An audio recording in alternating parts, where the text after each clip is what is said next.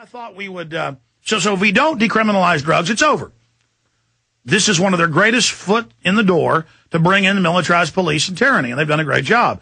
Now they're wheeling the drug war mechanism around the artillery to be brought to bear on the American people. Now everybody's a terrorist. Liberals, conservatives, gun owners, veterans. I mean, we've got more reports saying alternative media are terrorists today. Mainstream news we broke a few weeks ago, and now mainstream news on the Drudge Report and places. So I wanted to go to a very interesting researcher. We appreciate his time, Jeffrey Miron.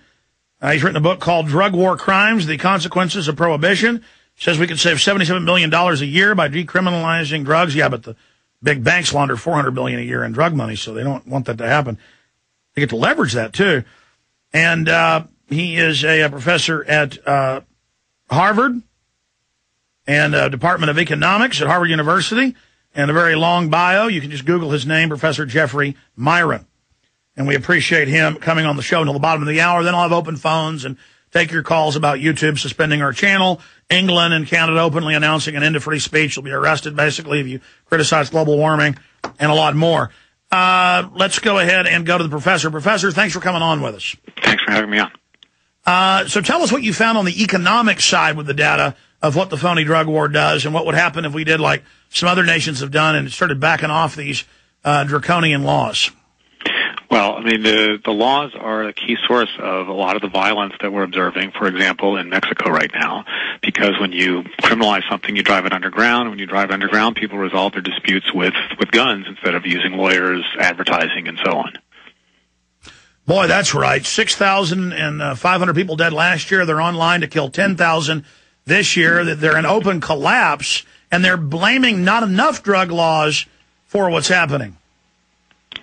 Right. I mean, the laws just make things worse. For one of the examples we might see in the near future is all the violence in Mexico has given people an excuse to say, well, the problem is the guns. The guns are coming from the U.S., so therefore we need more gun laws.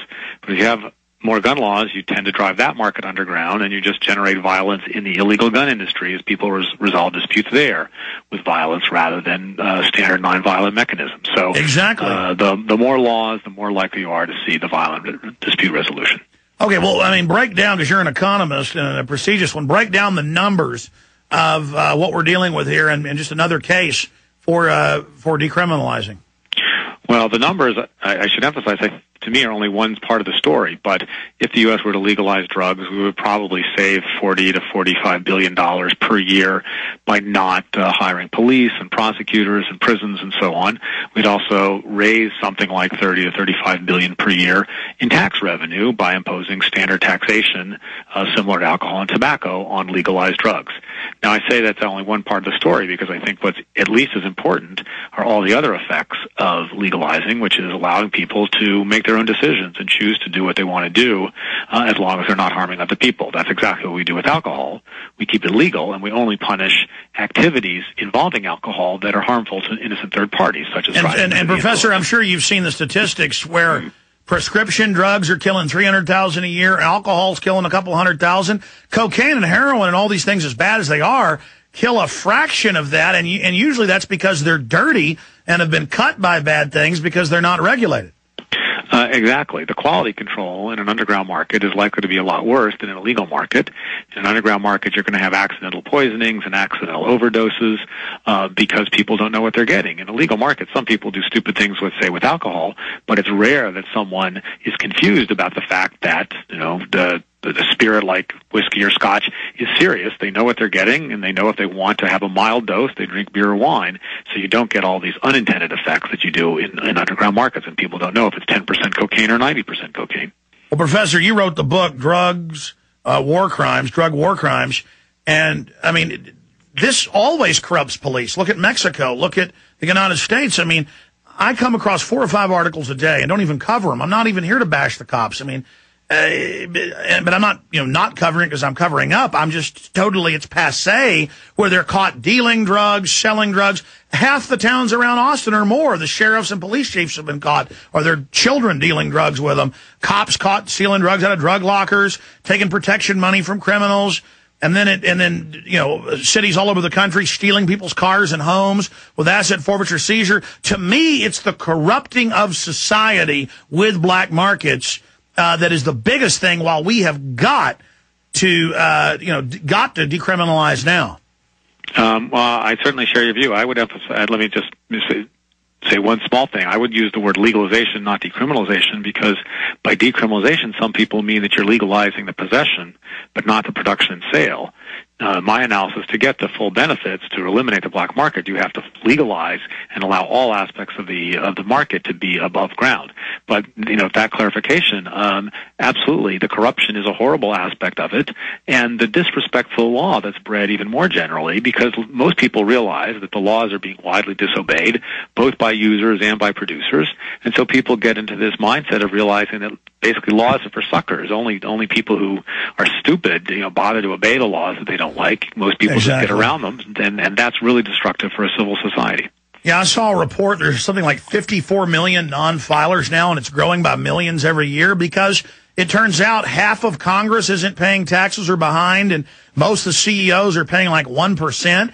And then they admit they don't enforce on the rich guys; they enforce on the middle class and working people. So it's not just the drugs. I mean, Professor, are you not seeing just a more and more lawless two-tier system where governments are exempt? Well, I'm sure you've heard about California, where 1 million people now have government license plates that can't be pulled over or read. I hadn't heard that fact, but that's very interesting. Oh, I'm not kidding. In fact, I'll pull it up later because we're live at prisonplanet.tv. But, okay, well, I'm pontificating here. You've studied the history of this. I mean, going back to the 30s, everything was legal at the local drugstore, and we had much less drug use. What's the psychology then behind this bogus argument that if we legalize drugs, everybody will become drug addicts? Well, we criminalized marijuana in 1937. We criminalized cocaine and opiates in 1914. It's hard to say for sure what drug use has done before and after because we don't have good data once it's been driven underground. And I think it's perfectly reasonable to suspect that if we legalized, that some additional people might choose to use, and if we legalized, the price would fall in some cases by substantial amounts, and that would also be a reason why some people might use or use more. But the crucial thing to think about is it a negative if more people use? And my answer is not necessarily. What's negative is if people use in an irresponsible way, either toward others or toward themselves or toward their family members. But what we observe from virtually all commodities, all activities, is that a few people misuse them in stupid ways.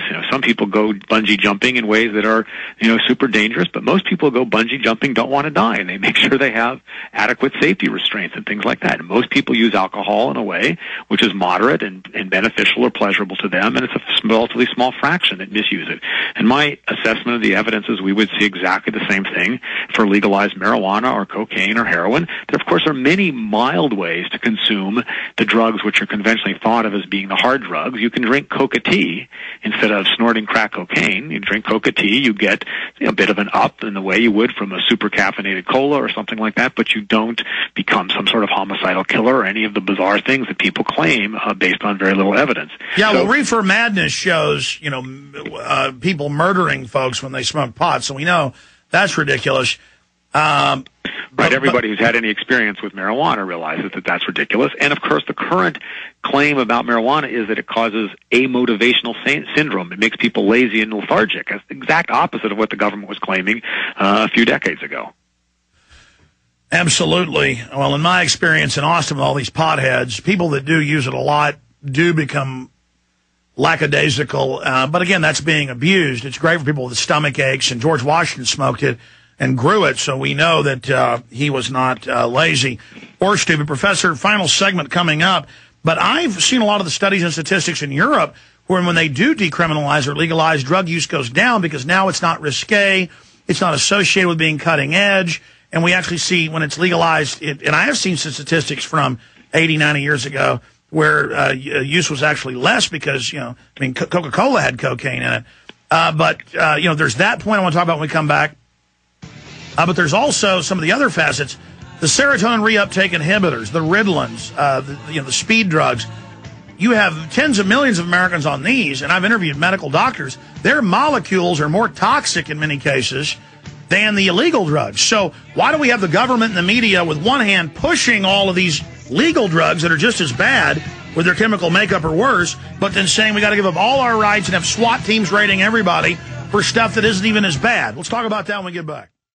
The good old folks at New Silver Solution. And the website is supernaturalsilver.com. Supernaturalsilver.com. This is something that kills bacteria, viruses, you name it, well documented. They've got it down to a super small nano-sized particle. Supernaturalsilver.com. Check them out at Infowars.com. Supernaturalsilver.com.